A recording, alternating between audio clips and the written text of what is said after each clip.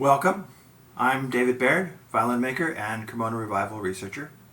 Before we get into actually working in wood, I wanted to walk through some preliminaries about sharpening and a few things about edge tools. They say sharpening is one of the first and most important skills for violin making. It's very important that we be able to work cleanly, and that depends on sharp blades. Sharpening, for the most part, involves taking something like this old craftsman's chisel and abrading two surfaces. I can braid this flat back here and this outer edge so that they come together at a particular angle and a particular shape to make a sharp edge. One of the big issues is being able to see what's going on. So you can, for example, just take a marker and mark this. I could use something like wet, dry sandpaper and flat glass or flat plates or something like that to give it a backing. I could do that. Or you could use various stones. I find this kind of diamond stone very helpful. It stays flat. And so by blackening this, I can see how flat it is. And having blacked it, I can see that there's a dip here where it's not picking up, and there's a dip toward the edge there where it's not picking up. So I'd want to work that until it's flat. Most of this kind of work is making sure that your braiding work goes all the way to the edge. You can see that this is not going all the way to the edge yet. And you can see that the black is reducing, but it's still not fully going there. I also have to be careful not to go too fast. I'm going to put this in water. The hardness of the metal is very significant, and part of that is achieved by heat treatment. Now it's getting closer, and I don't know if you can see that. Again, seeing is the challenge. But there's sort of still a difference in the way the grit is reaching to the end here, because this first surface for use had been worn down. And in this case, for this kind of chisel, I want a nice flat back there that I can register against for flatness. So I'm going to flatten that fully out, and I'm going to chase this further until the discoloration is completely gone. There's still just a little bit of dip at the far tip here. Because this was quite a bit out of flat, it's taken a couple minutes and a fair amount of patience to get this pretty good now. There's still just a tiny little bit of extra reflection at that far corner, because reflection is a very powerful tool for seeing. If I move it around here, I can still see a little line of extra reflection here at the end, which indicates it's still slightly tipped. And so I can also feel that I've reached the end by feeling a little burr that's been pulled over the edge, and the burr runs all along here. So that's the other indicator that this surface is done now for this grit. Now that we've flattened this back and have a nice burr all along the edge here, we want to also work the bevel here and let them join and make a clean edge. So we want to braid on this side and create a burr going the other direction.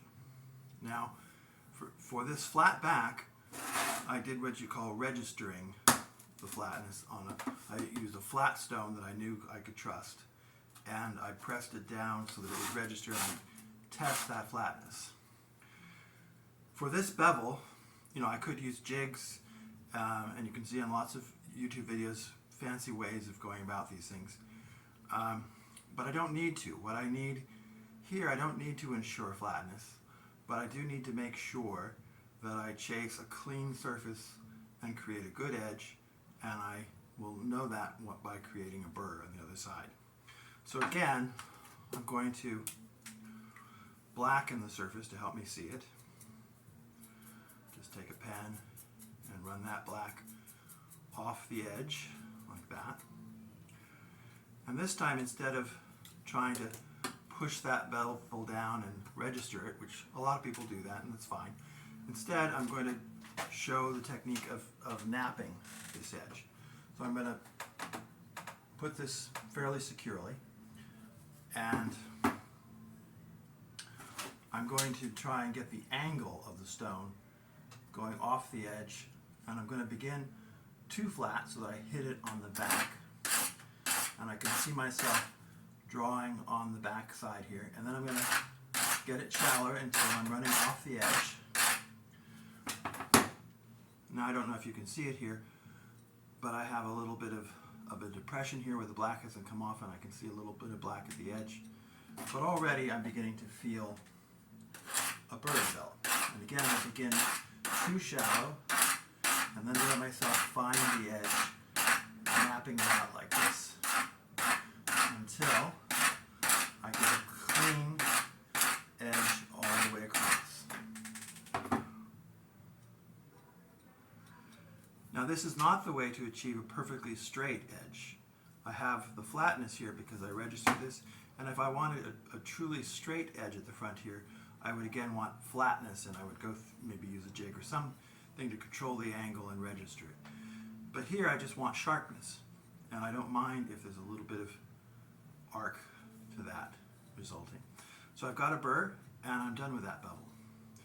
So then you repeat the process through finer and finer grits, back and forth, creating a burr each time and using smaller grits until you have, I have, this stone has 180 and 120, this stone has 400 and 1,000, and then I have a 3,000 water stone here and a 6,000 water stone here.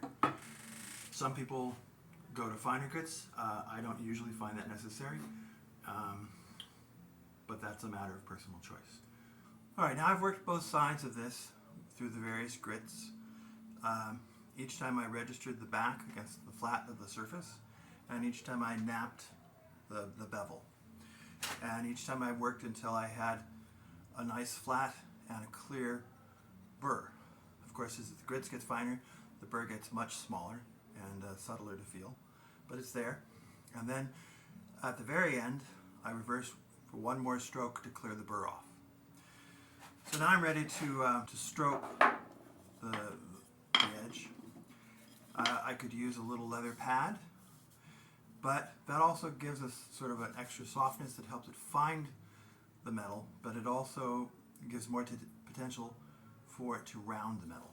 So in this case, I'm going to take my Stropping compound, and I'm going to put it directly on the wooden flat surface, or nearly flat. It doesn't have to be strictly flat because it's the direction of the strokes that really matter, coming off of the edge. These waxes have the abrasive in them. They come in various colors. Personally, I avoid the green one because it's a chrome compound that's toxic, so I like this one. And then what I do is I maybe take a number of strokes, and you can see it's pulling metal. That's where the black is coming from. And then I flip sides and I do a number of strokes.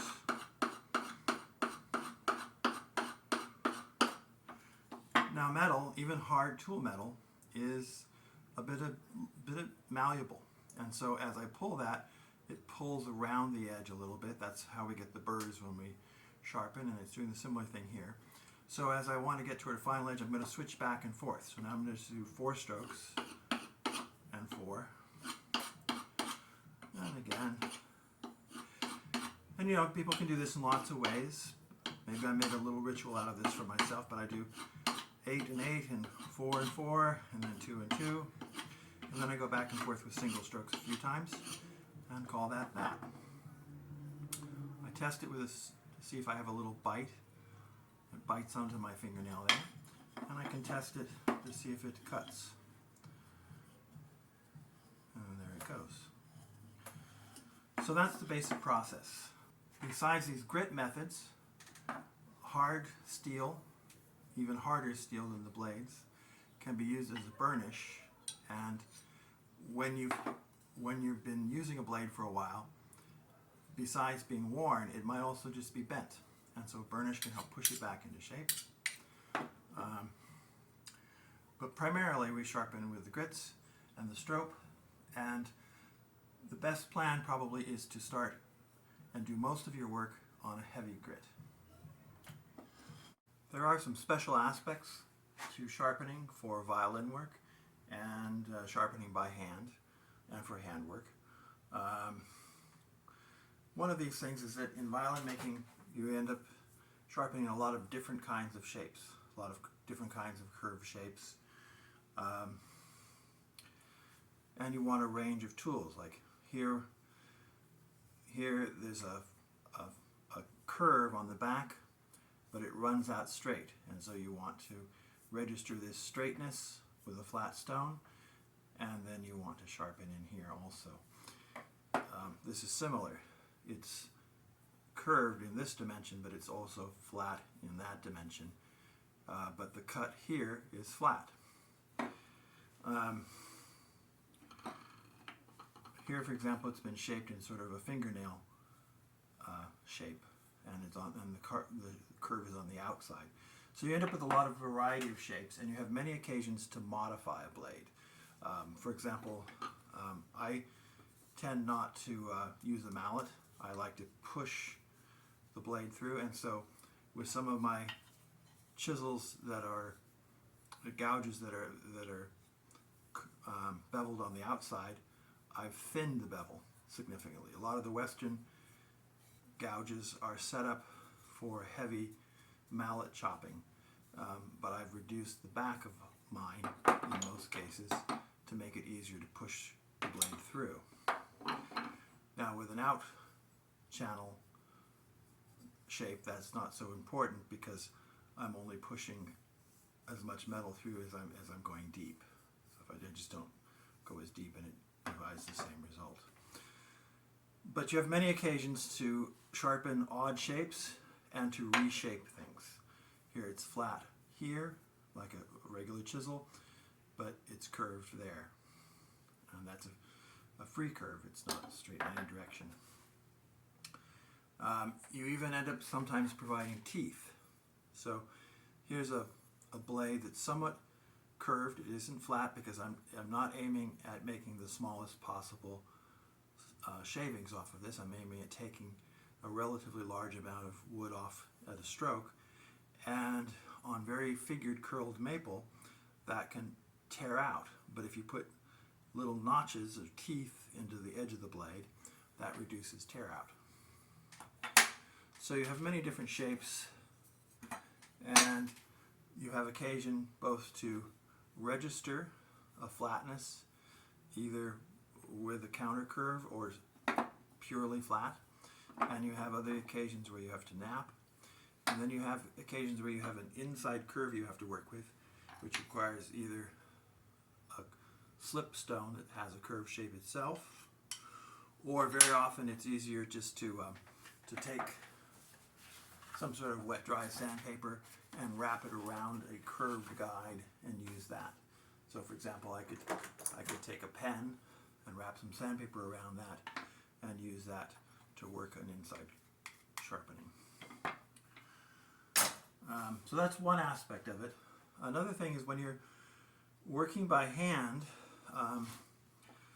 this old Craftsman blade that I demonstrated sharpening in the first video, it was a lot of work to work this metal because this blade is hard pretty much all the way through. There might be extra heat treating and tempering there, but the hardness of steel is both a matter of heat treatment and of the carbon content, and this is fairly hard steel all the way through. When the blade is bigger, like this blade, that's a lot of hard machine tool to work. And if you're working by hand instead of with machines, that's a lot of work. Blacksmith blades and Japanese tools can often be better in this regard. So here with this Japanese tool, there's a cup shape through the middle. So we're really only sharpening just this outer rim. And here, that's much friendlier for handwork, much friendlier. As we're sharpening tools, and particularly when we're modifying tools, it can help to understand a little bit about the metal and the hardness. hardness in steel comes from a number of factors. One thing is heat tempering, where the metal is made very hot and then suddenly cooled. And that helps put the little grains of the metal into small grains, and it helps hardness. But the other aspect of it is the carbon content. High carbon steel tends to be hard steel, and in modern steels they can add other things to the metal also to create hardness. A lot of modern tools are hard all the way through, and that's not a problem if you're going to be handling them with machine tools.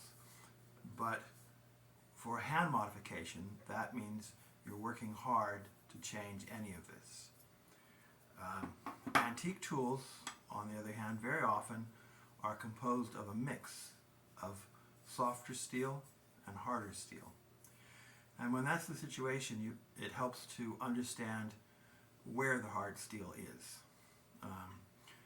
Generally, it's going to be at the outer edge. This tool was made to be an out canal shape, so the hardness is out here and primarily up there. And then this rest of it is a softer body that's more malleable and easier to cut. Same thing with this. The hardness is on the outside here, on the outer front of it. Now when you want to modify tools, it can be important to understand that. This tool, for example, began as an out canal tool, so it was hard on the outside, but it had a more traditional bevel. I wanted to give it a flat bevel, and so I did that. But if it had been hard in the wrong places, I wouldn't have been able to change the shape without losing the hardness. If you did do that, then you'd be dealing with soft steel. You could try to temper it with heat, but you probably wouldn't end up really being satisfied with it. When it comes time to restore a heavily damaged blade, it can be, again, helpful to understand what you're seeing. If metal is merely pushed out of place, because all metal is quite malleable and even hard steel gets bent and moved around, then you might be able to use burnishes and push it back. But if there are chips, you really don't want to do that. If there are chips in the front of the blade, you might need to take the blade back. If you had a chip, for example, on this edge, if you tried just to sharpen here, the chip's not going to go away. It's going to take a very long time, or never, before you lose it. So what you would need to do is reshape the front of this blade and bring it back until the chip is cleared, and then resharpen the new shape. Another thing to consider is how shape affects the usefulness and the purpose of the tool. Different shapes give different kind of results. As I said before, I like to push my blade through the work, so I don't want to have a whole lot of height of metal that I'm pushing into the wood. So I've thinned this. With this chisel, I've given it a slightly lower angle. And these are steps to facilitate handwork. Here again, there's quite a low angle to this, which would be bad for mallet work because the blade would tend to break more, but for pushing through the wood, it's perfect. This kind of spade shape can trace through wood and not be pulled by the grain as much. That's different than a straight blade. They have different effects. Here, for example, it combines the flatness of a chisel, like this, so I can chase a levelness around, but that curved front allows you to probe in a nice, subtle way. So this is true with the various cutting blades. It's also true with the planes and the plane bodies. And that's part of the advantage of wood. Plane bodies can be metal or they can be wood. And they serve different purposes. So with these small wooden plane bodies, for example, you can buy them rectangular, and then you can shape them, which gives them different possibilities in how they can be used. But if you want a nice thin, flat cut, that sort of thing, thin shavings and a flat cut, that's where a nice metal body with a very straight blade and a very small mouth excel. In this setup, for example, it's the reverse of that. The blade is curved so that it can take deeper chunks out of wood. It's not a dramatic curve, but it's still a curve, and that facilitates taking more wood at a shot. This plane blade has a very dramatic curvature, and that, coupled with a large mouth body, helps take big chunks out. For use, this kind of plane, a scrub plane, can stick out a fair amount. It takes quite aggressive chunks out for seriously reshaping a board. Just as shape very directly ties in with the usefulness and purpose of carving tools, it's the same with planes. Depending on what you want to do with a plane, you will consider different shapes. For very aggressive cutting, for example, a curved blade is good, and a fairly open mouth is good. At the other extreme, this plane is not very long, but it's very flat. The blade is completely straight, and the mouth is very narrow. And in fact, in this plane, you can even adjust the opening of the mouth. This allows for a very flat, clean shaving. This little metal guy is similar, very small, straight cut. This one, however, I've given a curved tooth blade for, and this one is to do a very similar job as the scrub plane, but in a finer circumstance with curly maple. And so the blade is curved gently and toothed and given a reasonably open mouth. Curiously, the sort of length and breadth of planes also roughly corresponds with their purpose. So these two are more for general purpose shaping. These two are more specifically for creating flatness and straightness. Even for such a seemingly simple thing as scribing a line, shape can be significant. Here's a typical scribing knife used to draw a line through the wood by actually cutting through the fibers. So it's a blade and it comes to a point and it acts like a knife and actually cuts through. Here's a very similar knife I also use for scribing lines, but this one is a spade shape, and that can be, in some cases, more effective in tracing a curve and not getting stuck in the grain of the wood. Most of the time, scribers, though, are just a point, and they do a different effect. Instead of cutting through the fibers of the wood, they drag through and scratch through. They make sort of an abrasive track through it. And then there's even a further option. If you round a point, you can press a line without cutting. That can be useful also. Just to wrap up, I thought it would be nice to show some tools left over from the old Cremona workshops. A lot of these are believed to be Stradivarius's tools, but can't really be certain because there were a number of workshops and owners before these ended up in museum hands. But here we have a set of gouges left over from the old workshops, and a set of small chariot planes, little curved bottom planes, and scrapers. We haven't really talked about scrapers. The scrapers shown here are believed to be Stradivarius's, and they are the old style scrapers. Modern scrapers often are what are called card scrapers, where you have a fairly thin piece of metal that has a flattened edge, and then you turn a burr and you cut with the burr.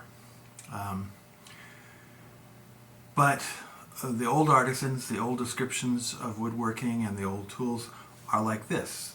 The scrapers are blade tools that have a significant heavy body, and they're sharpened, no burr, just a plain edge, sharpened edge. And the focus is on them being sort of hefty and a very hard steel. So the tradition actually was to use broken fighting blades, like daggers and swords, because the breakage was an indication of a high carbon content, making it fitting for this purpose. And in fact, these appear to probably be exactly that. Here we have close-ups showing how it's a thick bit of metal and then a fairly direct bevel, and very solid sharpened edge. And then last, this is a sharpening stone believed to have been Stradivarius's. And you know, there's nothing special about it, except it's worth noting that this is not some hyper-fine, hyper-flat, perfect modern sharpening tool.